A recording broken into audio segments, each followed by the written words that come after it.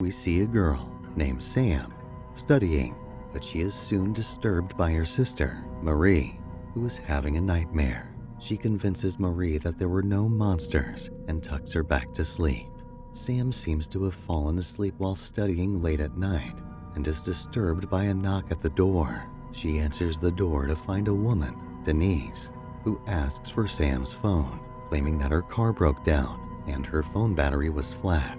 Sam turns Denise's request down and tells her she can't come into the house until her mom is home. Just as Sam closes the door, she realizes to her horror that a well-built man is sitting on a chair in her house. Sam grabs her sister and makes a run for it. She tries her best, but she is eventually overpowered and abducted by this man, Carl.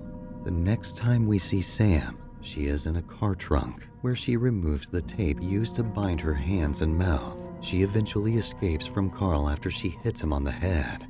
Sam runs into the woods and is chased by Denise. She escapes, but not before getting stabbed in the stomach by her. Sam is on a search in the woodland for anyone or anything that could be of help.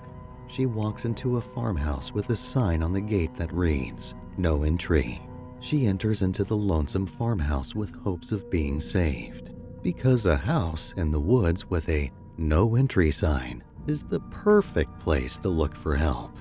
After being unable to place a call, she explores the house. She is forced to hide when she hears a car pull over at the house. From there, she sees Denise and Carl and learns that she's in their home. Shocking. Denise makes it known to Carl that she is no longer interested in performing these horrible acts, but Carl doesn't agree. Denise, who seems to be scared of Carl, agrees with tears in her eyes. Sam, who has been holding tight to a weapon all this while, leaves the toilet to go into a closet where she peers through a hole, monitoring all their activities. In the closet, she finds a torch and makes use of it. She searches for anything that could be of help to her. She, however, finds wallets that contain information about blonde girls who seem to have been in a similar situation to hers. She also finds a cloth stained with blood. Sam is in pain to the knife wound, but doesn't give up as she remembers her sister. She groans in pain, stuffs her mouth with a cloth, and sews the wound shut. She must have passed out from the pain and is woken up by the noise coming from outside. She peers through an opening and sees Denise, Carl, and a friend, Hensel, talking. Carl doesn't seem to be enjoying the conversation as he slams a bottle on the table, which startles them all. For a moment, Hensel thinks he sees something in the closet, but the threat isn't taken seriously.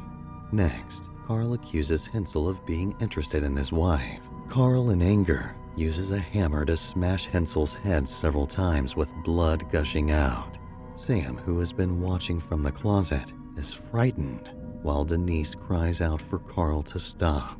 Denise refuses to help Carl clean his mess, so he does the job all by himself. Carl drags Hensel's lifeless body with the face now disfigured beyond recognition. He uses a chainsaw to cut Hensel's body into pieces. When Sam hears Carl's car drive off to dispose of Hensel's mutilated body, she makes use of this opportunity to open the now locked closet. Her amateur surgery seems to have failed her as the pain and bleeding intensify. Luck seems to smile on her as she finds a phone inside the closet. She places a call to the emergency center, but unfortunately, the call ends after she gives her location. Marie, who had been separated from her sister, runs out of the room Denise had locked her up in. Sam calls out to her sister to open the closet for her. Before she is able to, Denise appears behind her and kills her. Sam, who has been holding up all this pain to save her sister and herself, passes out immediately after she realizes that Marie is dead. Flames pass from the opening in the closet into the room where Marie was murdered. While Denise weeps after she realizes what she had done, she is startled by whispers coming from the room, and the light goes off. Denise runs to the door and finds that it's locked. She turns to see something behind her, screams in horror, and falls to the ground.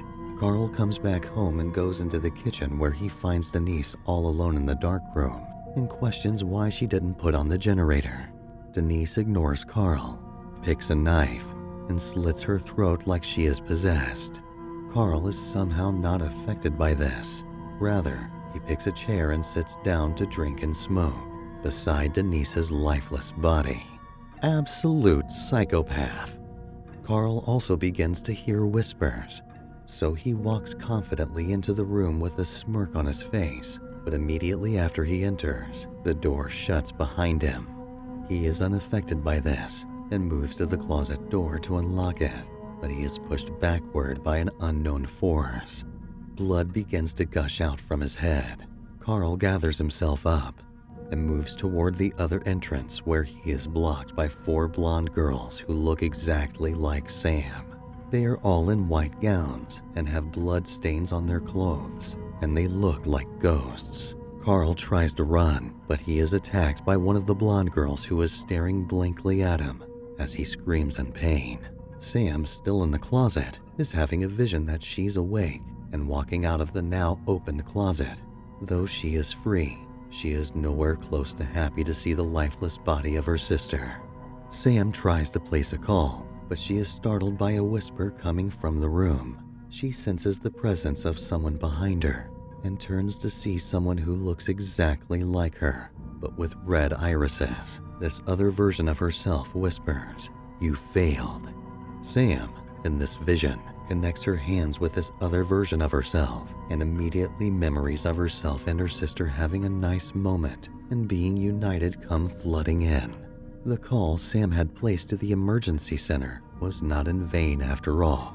Paramedics arrive and use a defibrillator on Sam, who was still in the closet. In response to this, Sam's vision is distorted as Marie runs away from her. Immediately after this separation, Sam opens her eyes with her irises flashing red. That's gonna wrap up this recap. We hope you've enjoyed it. If so, please click the subscribe button with notifications turned on so you don't miss a single video.